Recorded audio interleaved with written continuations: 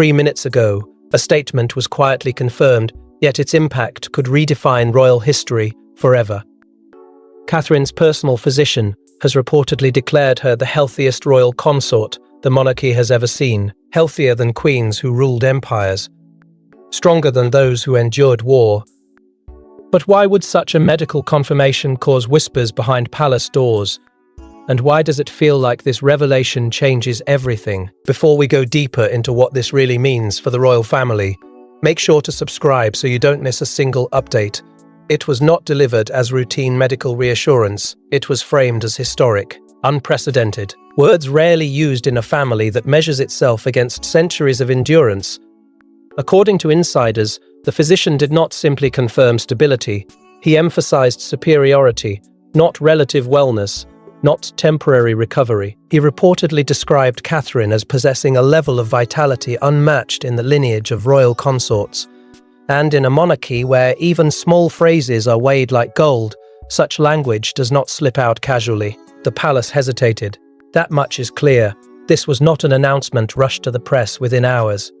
There were internal discussions, careful recalibrations, strategic considerations, because to declare one consort healthier than all before her is to reopen quiet chapters many would rather leave sealed. History remembers elegance and ceremony, but behind the silken tiaras were women who bore the weight of expectation until it etched itself into their bodies.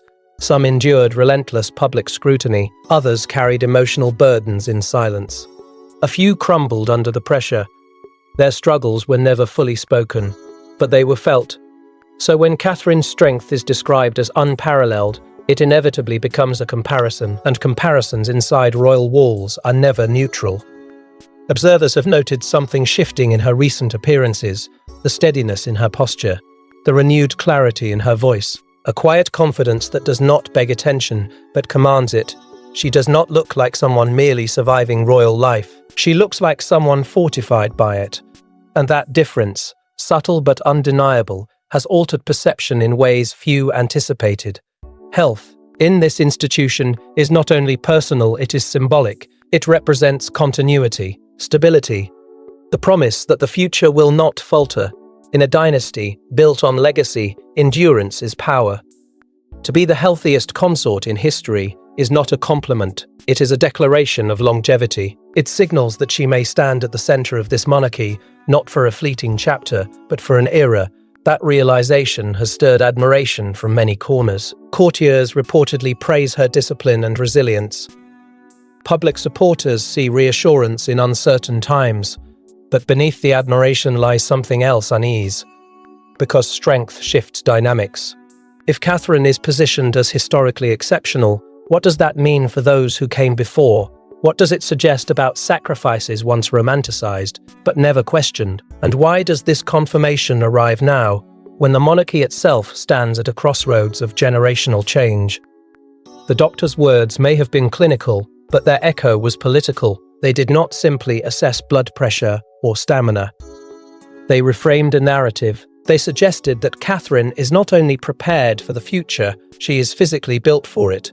And in doing so, they elevated her from admired consort to inevitable cornerstone. Inside the palace, admiration mixed with recalculation. Longevity alters succession conversations. Vitality strengthens influence. A healthy future queen is not just reassuring, it is transformative. Some welcomed that transformation. Others felt history shifting beneath their feet, because this confirmation was never just about well-being, it was about permanence. It was about rewriting expectations long attached to royal womanhood, and as the implications continue to ripple through corridors lined with portraits of those who bore the crown before her, one thing is becoming impossible to ignore. Catherine's strength has become more than personal triumph. It has become a statement. But this confirmation wasn't just about medical charts, it reopened old wounds, revived buried comparisons, and forced the royal household to confront an uncomfortable truth. For generations, royal consorts have carried invisible burdens, pressure, protocol, public scrutiny, and many paid a physical price. So when Catherine's doctor declared her stronger than any before her, it wasn't just praise, it was a direct contrast to a history marked by quiet suffering. And in that contrast lies a story the palace never wanted fully told. Behind the polished statements and carefully managed appearances, there has always been another narrative, a quieter one, a heavier one. Royal consorts were expected to smile through exhaustion, to stand through grief, to embody grace while absorbing relentless judgment. Their calendars were full, but their margins for weakness were non-existent. Over time, that strain manifested in subtle ways, fatigue hidden beneath composure, stress etched into expressions the public was trained not to question. The crown has always demanded endurance, but rarely did it acknowledge the cost. History remembers their elegance, it rarely remembers their frailty. Inside palace walls, expectations were never suggestions, they were obligations. A consort was not merely a partner, she was a stabilizing force, a symbol of continuity, a public reassurance that the monarchy remained intact. But stability, when demanded daily, becomes weight, and weight, when carried silently, becomes pressure. Many endured it with discipline, some were quietly overwhelmed by it. Their struggles were reframed as temporary setbacks, their exhaustion softened by language that protected the institution more than the individual. That is why this recent confirmation feels disruptive. It does not simply elevate Catherine, it exposes a pattern. It forces a comparison no one openly asked for, but everyone instinctively understands. Because if she is described as historically strong, what does that imply about those who came before her? Were they unprepared, unsupported, or simply victims of an era that demanded sacrifice without adaptation? Catherine entered this world differently. She was not shaped overnight by ceremony. She prepared deliberately, years before stepping into the full glare of royal life. She understood what visibility would require. Discipline became her foundation. Physical strength was not an accessory, it was armor. Emotional resilience was not optional, it was survival. Where others may have been consumed by expectation, she appeared to anticipate it. And that anticipation changed everything. Her routine was never accidental. Her composure was never improvised. She built support structures quietly, guarded her mental space fiercely, and maintained balance where imbalance once defined the role. That preparation is now being recognized not as coincidence, but as strategy, and in recognizing it, the palace is acknowledging something profound. Catherine did not merely inherit a role, she re-engineered how to endure it. The public once viewed her through a softer lens, graceful, composed, perhaps even delicate. But this confirmation rewrites that narrative. It transforms perception from fragility to fortitude, from supportive figure to structural pillar. Strength is no longer implied, it is declared, and declared strength shifts dynamics. Yet beneath this shift lies tension. Because every elevation casts a shadow, the unspoken comparisons linger in the background, quietly unsettling long-held assumptions. The monarchy thrives on continuity, but it is also haunted by precedent. To celebrate unprecedented health is to acknowledge that something before was insufficient, and that acknowledgement, however subtle, reverberates. Catherine's resilience may be personal, but its symbolism is institutional. It suggests evolution. It hints at adaptation. It implies that the crown is learning from its own history of silent strain. But evolution within monarchy is never accidental. It is measured, timed, calculated. And yet, the real shock wasn't that Catherine is healthy. It's how strategically this information surfaced at this precise moment. Announcements in the royal family are never accidental. So why confirm Catherine's exceptional health now? Why emphasize it publicly, boldly, and without hesitation? Timing in monarchy is power, and this timing feels deliberate. Because behind the medical confirmation lies a deeper strategy unfolding in silence. The palace does not move without calculation. Every statement is filtered, weighed and positioned with intent. So when Catherine's physician's declaration was allowed to echo beyond private corridors and into public discourse, it signaled more than reassurance. It signaled strategy. The monarchy has weathered tension in recent years, internal disagreements, generational divides, shifting loyalties that have subtly redrawn the emotional map of the institution. Stability has not been assumed. It has been negotiated. In moments of quiet uncertainty, symbols matter more than ever, and nothing symbolizes continuity like vitality. There has been murmuring about successio, end timelines about the weight of leadership in a modern era that scrutinizes tradition as fiercely as it once revered it. The public watches closely. Supporters seek reassurance, Critics search for weakness. In such an atmosphere, confirming that the future queen stands stronger than any consort before her is not merely flattering, it tells the nation that the next chapter is not fragile, it is secure. But beneath that reassurance lies a sharper edge, because timing also protects against speculation. When rumors circulate, when narratives threaten to spiral, the monarchy often counters not with denial, but with affirmation. This announcement did not address controversy directly. It did something more effective. It redirected focus.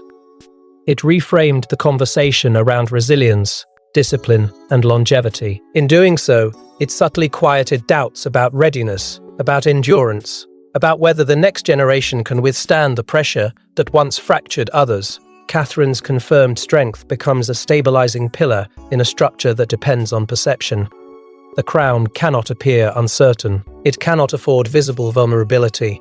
By presenting her as historically robust, the institution reinforces an image of seamless continuity. The message is clear, even if never spoken aloud. The future is physically prepared, and that message carries political undertones. A healthy consort today suggests a steady monarch tomorrow. It implies that transition, whenever it arrives, will not be chaotic. It will not be rushed by frailty or forced by crisis. Instead, it will unfold with controlled confidence. That projection alone recalibrates power dynamics. It strengthens Catherine's presence, not just as supportive partner, but as inevitable central figure. Observers have noticed the shift. The language surrounding her has changed. She is no longer simply Adne, read for grace or composure. She is praised for stamina, for resilience, for endurance. These are not decorative traits. They are leadership qualities, and leadership, once publicly reinforced, becomes harder to contest internally. There is also the subtle positioning at play. By confirming her vitality so emphatically, the palace anchors public trust in her future role. In times when external pressures test the monarchy's relevance, anchoring trust in a figure perceived as modern yet steady is strategic brilliance. It bridges tradition and evolution. It calms uncertainty without announcing crisis. But strategy always has layers, because while the public may interpret this as good news, comforting news, the ripple effect inside palace walls is far more nuanced. Strength, once highlighted, shifts influence. Influence, once shifted, alters relationships. And relationships, within the monarchy, are never simple. What appears to be a straightforward medical confirmation may, in truth, be a carefully timed reinforcement of hierarchy. It reassures the nation. It strengthens succession narratives. It elevates Catherine's symbolic authority, and in doing so, it subtly redraws the internal balance of power. The deeper question is not whether she is healthy. That has been confirmed. The deeper question is why the monarchy chose this moment to underline it so decisively. Because in royal politics, timing is rarely coincidence, it is choreography. But as this message rippled outward, reactions inside the palace grew far more complicated. While the public celebrated the news, insiders describe a different atmosphere within palace corridors. Health, in royal terms, equals longevity. Longevity equals influence, and influence shifts the balance of power. Some welcomed the doctor's declaration. Others, sources suggest, felt the ground shift beneath their feet. Behind closed doors, the rare section was not applause, but calculation.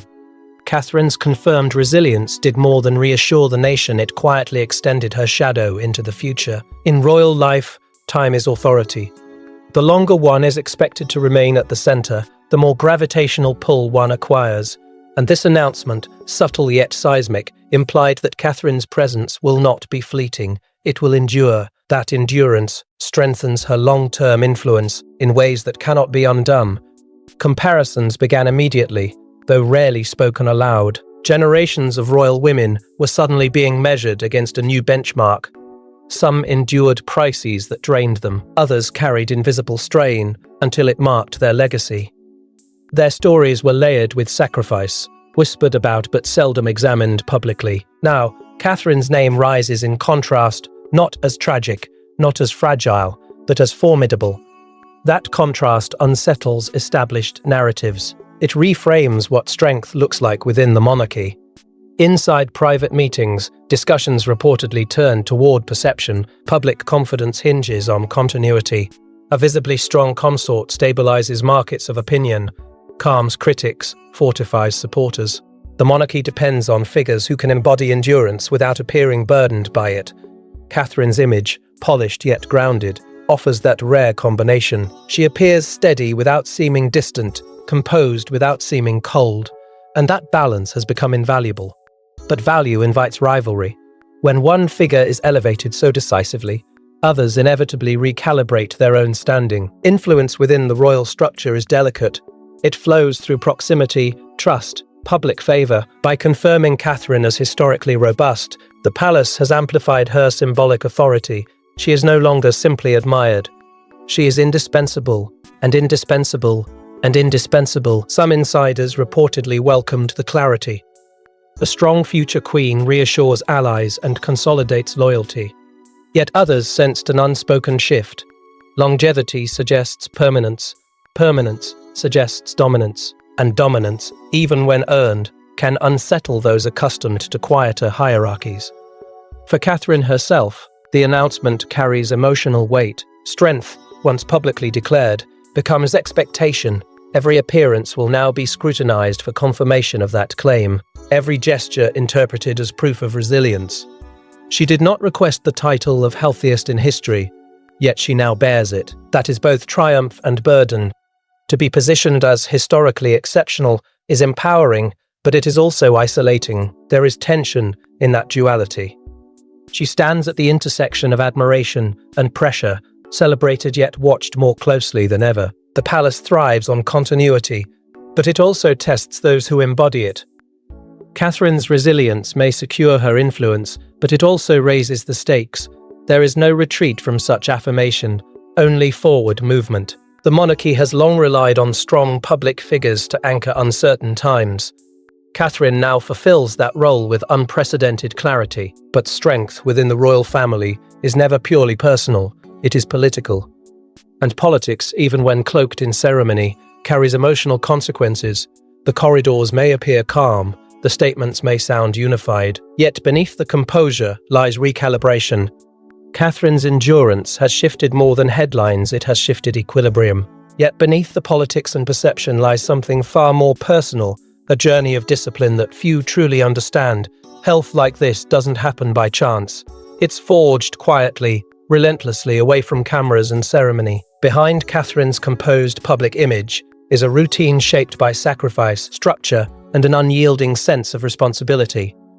And it's this unseen discipline that may explain why her doctor's confirmation feels less like luck and more like destiny. Long before the headlines praised her resilience, there were early mornings no one documented and private commitments no one applauded.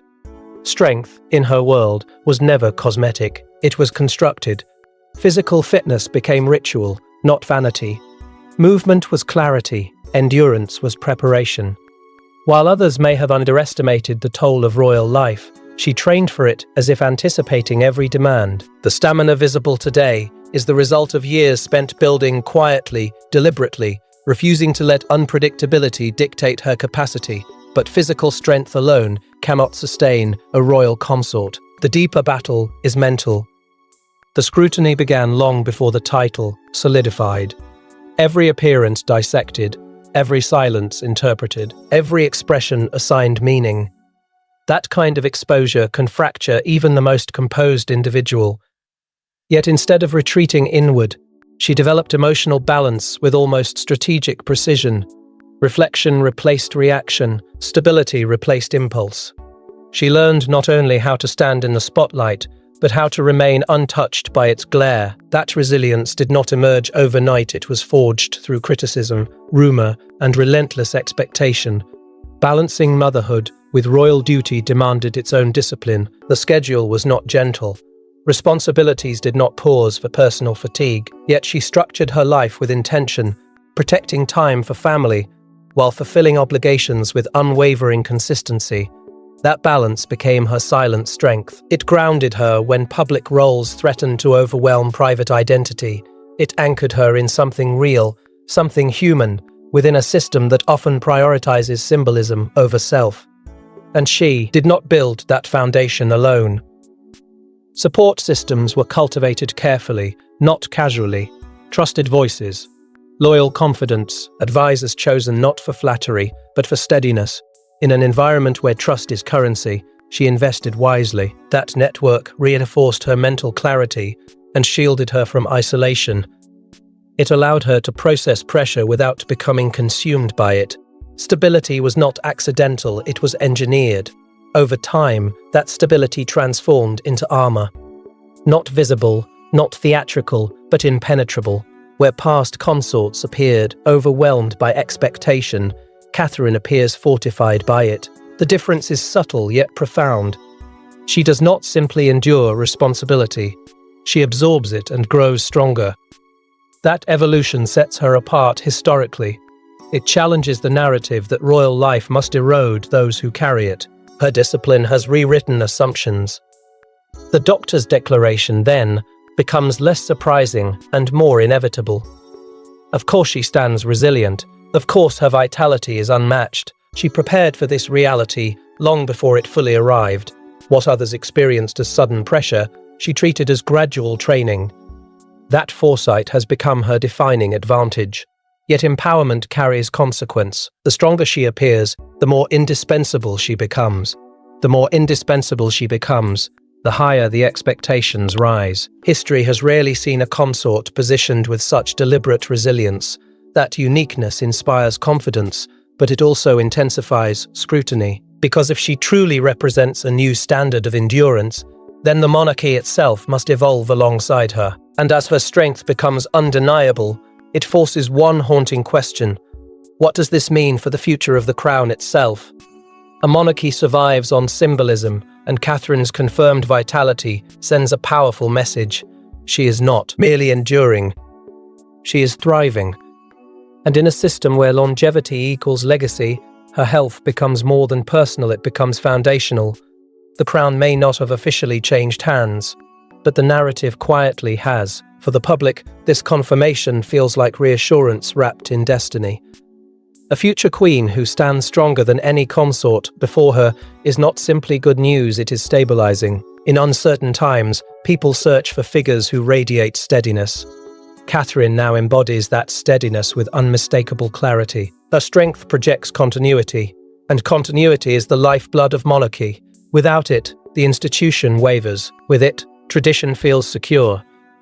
There is a generational undertone to this shift. The monarchy has often been perceived as rigid, anchored in rituals that resist change. Yet Catherine represents evolution without rebellion. She reflects a modern understanding of wellness, physical resilience intertwined with emotional intelligence. This is not the stoic endurance of past eras, where suffering was hidden behind ceremony. This is visible vitality, balanced, intentional, forward-looking. And that subtle transformation reshapes how leadership itself is imagined. Wellness, in this context, becomes political. A leader who appears physically strong and mentally composed signals readiness. It reassures not only citizens but institutions. It suggests that the future will not be defined by frailty or crisis. In contrast to periods marked by instability, controversy, or exhaustion, Catherine's vitality offers a different narrative, one of preparedness rather than recovery. It hints at an era that could be characterized not by survival, but by renewal. Supporters of the monarchy feel this shift intuitively. Confidence grows when the central figures project unwavering composure. Doubt diminishes when endurance seems certain. Catherine's image now carries emotional weight beyond admiration. She has become a symbol of reassurance in a world that feels unpredictable. Her strength tells the public that the crown is not fading. It is adapting, and adaptation is survival. Whispers of her as a transformative figure are no longer speculative. They are gaining volume. Her discipline, her resilience, her steady presence, these qualities are being woven into a narrative of inevitability. She is no longer seen merely as consort to the heir. She is increasingly viewed as architect of a future chapter.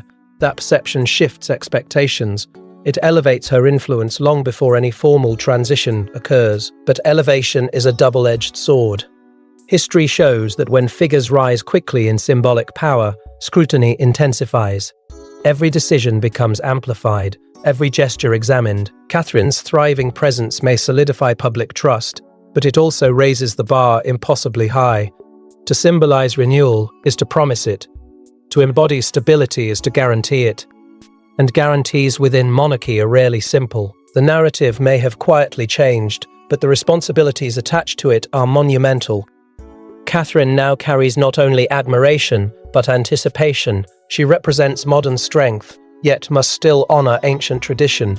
That balance is delicate. It demands precision. It demands endurance that extends far beyond physical stamina. The monarchy thrives on triumph, yet triumph often precedes testing, because when strength becomes foundational, it invites challenge. When confidence grows, so does expectation. And as Catherine's vitality reshapes the vision of the crown's future, it inevitably draws greater attention from allies and critics alike. But even triumph carries risk, and history reminds us that strength can also attract unprecedented pressure. When you're declared the healthiest consort in history, you're no longer just human, you're a symbol. And symbols are scrutinized mercilessly. Catherine's doctor may have delivered a compliment, but it also placed an invisible weight upon her shoulders. Because now, expectations are no longer high, they're historic. What began as affirmation quickly transformed into obligation. To be labeled unprecedented is to be measured against perfection. Every public appearance now carries silent evaluation. A fleeting sign of fatigue becomes speculation. A brief pause becomes narrative. The media, relentless and observant, does not celebrate symbols, it tests them. And Catherine, elevated so decisively, must now sustain not just strength, but the image of it. Perfection is not sustainable, yet it is demanded. The burden is subtle but suffocating. When the world believes you are the embodiment of resilience, vulnerability becomes dangerous, not because it is weakness, but because it disrupts expectation. Catherine's every movement now reinforces a standard that history itself has set. She did not create that benchmark, yet she must live within it. The irony is sharp. The very strength that empowered her now confines her. Public dependency deepens the pressure. Supporters look to her as reassurance in uncertain times. Stability feels personal when attached to a figure who appears unwavering. That reliance creates emotional isolation. Strength admired from afar can feel lonely up close. Because who supports the symbol when the symbol must never falter? Behind composure lies human complexity. There is a cost to embodying resilience. It demands discipline when exhaustion whispers otherwise. It demands calm when criticism sharpens. Catherine has mastered balance, but balance under constant scrutiny becomes fragile. The higher the pedestal, the steeper the fall. And history has shown how swiftly admiration can pivot to interrogation. Ear magnification intensifies every detail. A changed schedule becomes speculation. A delayed appearance becomes rumor. The narrative of healthiest in history leaves no room for ordinary fluctuation. Even strength must now perform consistently. That performance, however subtle, is relentless. And yet, Catherine remains poised. Her composure suggests awareness of this reality. She understands that affirmation is not destination, it is beginning. The declaration has expanded her influence, but it has also narrowed her margin for error. That duality creates psychological tension. Triumph and vulnerability coexist. Confidence and caution intertwine. The monarchy thrives on endurance, but endurance tested publicly can erode privately. Catherine's journey has always been defined by preparation, by discipline, by foresight. But no preparation can fully anticipate the pressure of historic expectation. She now carries not only her own well-being, but the symbolic health of the crown. There is foreshadowing in that weight. Because history rarely allows symbols to remain untouched. Challenges emerge precisely where confidence seems strongest. Scrutiny sharpens where admiration peaks. Catherine's resilience will likely be tested, not to diminish her, but to measure her, and the world will watch closely, waiting to see whether historic strength can withstand historic pressure. Yet perhaps the true measure of her legacy will not lie in whether she remains flawless. It will lie in how she navigates imperfection without surrendering stability, because symbols that endure are not those who avoid struggle, they are those who transform it. Still, what may define her legacy isn't the praise but how she wields this unprecedented affirmation. History will remember this moment not for the medical terminology, but for what it symbolized: a turning point. Catherine is no longer compared to those who came before her. She stands apart, healthier, stronger, steadier, and in doing so, she may have unknowingly rewritten the very expectations of royal womanhood. For decades, strength within the monarchy was defined by silent endurance. It meant surviving scrutiny without visible strain. It meant carrying tradition without questioning its weight, but Catherine's confirmed vitality signals something different. Strength is no longer measured solely by how much one can withstand in silence. It is measured by balance, by clarity, by visible resilience that does not fracture under pressure. That cultural shift may be subtle, but it is profound. The modern monarchy cannot survive on stoicism alone. It must project relevance. It must embody stability without appearing rigid. Catherine represents that evolution.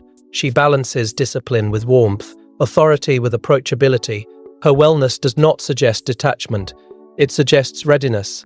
And readiness in leadership feels reassuring in a world constantly shifting beneath its own uncertainty. In redefining royal strength, she has altered expectations for those who will follow. Future consorts may no longer be judged solely on grace and composure. They may be expected to cultivate mental clarity, physical endurance, and emotional intelligence with deliberate intention. Catherine becomes not just a figure of admiration, but a blueprint. Her approach, measured, structured, steady, offers a template for navigating a role once defined by inherited pressure rather than prepared resilience. There is emotional resonance in that transformation. Younger generations watching closely see not only tradition, but evolution. They see a royal figure who appears grounded rather than distant. Her vitality feels human, not mythic. It bridges the gap between ceremony and relatability. That connection strengthens the monarchy's relevance. It invites admiration not through mystique alone, but through visible discipline. Yet, this quiet revolution unfolds without open declaration. There have been no dramatic speeches announcing change, no formal statements redefining royal womanhood.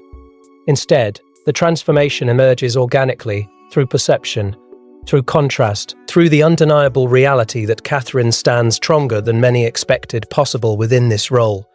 That strength subtly reshapes how history will categorize her. Her legacy narrative is evolving in real time. She is no longer merely future queen. She is symbol of renewal within continuity. That distinction matters. It positions her not as passive inheritor of tradition, but as active participant in its evolution. The crown remains ancient, but the energy surrounding it feels recalibrated. And recalibrated caraputa and recalibrated curd. Tradition often resists transformation, yet it survives by adapting just enough to endure. Catherine embodies that delicate balance. She does not dismantle protocol, she stabilizes it. She does not reject expectation, she meets it with preparation. In doing so, she transforms perception without provoking rebellion. That subtlety may be her greatest strength, but revolutions, even quiet ones, generate reaction. As the palace absorbs this new reality, this reframed understanding of strength and succession, there is an undercurrent of inevitability. Catherine's vitality is no longer anecdotal, it is institutional. It influences narrative, expectation, and hierarchy simultaneously. And when influence becomes embedded, it cannot easily be undone. The moment may appear celebratory on the surface, yet beneath it lies awareness, a recognition that something fundamental has shifted. The definition of endurance, the model of leadership, the blueprint for royal womanhood itself. And as the palace absorbs this new reality, one truth becomes impossible to ignore. 3 minutes ago, a doctor confirmed a medical fact, but history heard something else entirely. It heard resilience, continuity, evolution. Catherine's health may seem personal, but within the monarchy, it is profoundly political. And as the royal family steps into an uncertain future, one figure now stands steadier than ever, her strength not whispered, but confirmed. What lingers is not the clinical language of the announcement, but its symbolism. This was never just about pulse rates or endurance metrics. It was about permanence. In a dynasty where stability is currency, confirmation of exceptional vitality becomes a pillar beneath the institution itself. The monarchy has endured storms, internal fractures, public doubt, generational transition. Through each chapter, questions surfaced about its durability. Now, with Catherine positioned as historically resilient, those questions momentarily quiet. Her strength reinforces the narrative that the crown is not eroding. It is anchoring, yet the deeper impact lies within her personal journey. This moment did not materialize in isolation. It was forged through scrutiny, through whispered doubt, through seasons when composure was tested and silence demanded. Catherine did not inherit ease. She cultivated steadiness. Every disciplined routine, every measured response to public pressure, every quiet recalibration built toward this declaration. The world sees the confirmation. Few recognize the invisible battles that preceded it. And that contrast between unseen struggle and public triumph makes this moment powerful. There is also a generational ripple unfolding. Younger observers are not simply witnessing tradition, they are witnessing transformation within it. Catherine's vitality represents a new standard of preparedness. It signals that the future of the monarchy may be shaped not by reactive endurance, but by proactive strength. That shift alters expectation. It influences how the next era of leadership will be perceived. It quietly invites evolution without abandoning heritage. Inside palace corridors, hierarchy recalibrates subtly. Influence follows perceived stability. Stability now orbits Catherine more clearly than ever before. Her confirmation does not dethrone anyone. It does not disrupt protocol, but it repositions gravity. Conversations about longevity, succession, and leadership inevitably carry her presence at their center, not because of ambition, but because of affirmation. This is how power shifts in monarchy, not through dramatic upheaval, but through narrative momentum. Still, strength confirmed is not destiny secured, it is opportunity declared. The pressure that accompanies such affirmation remains. The public will continue to observe. The institution will continue to depend. Catherine stands fortified, but expectations have grown monumental. Her resilience today shapes the monarchy's confidence tomorrow. There is a quiet tension embedded within triumph. History has crowned figures with praise before testing them with adversity. The difference now is preparation. Catherine has built herself deliberately. That foresight may prove decisive. If future challenges arise, as they inevitably do, her foundation appears stronger than precedent suggests possible. And that is where legacy begins to crystallize. Not in ceremony, not in proclamation, but in sustained steadiness under watchful eyes. Catherine's health confirmation echoes far beyond the present moment. It recalibrates perception, it reinforces continuity, it foreshadows an era defined less by survival and more by stability. The monarchy stands at a crossroads shaped by generational change. Questions linger about relevance, adaptability, and endurance. Yet, within that uncertainty, stands a figure now affirmed as historically robust. That affirmation alone does not guarantee the future, but it fortifies it. Because, in a monarchy built on survival, it isn't just titles that determine legacy, it's who stands strongest when history quietly takes note. And tonight, all eyes remain on Catherine. Thanks for watching. Please don't forget to like and subscribe, and we will see you in next one.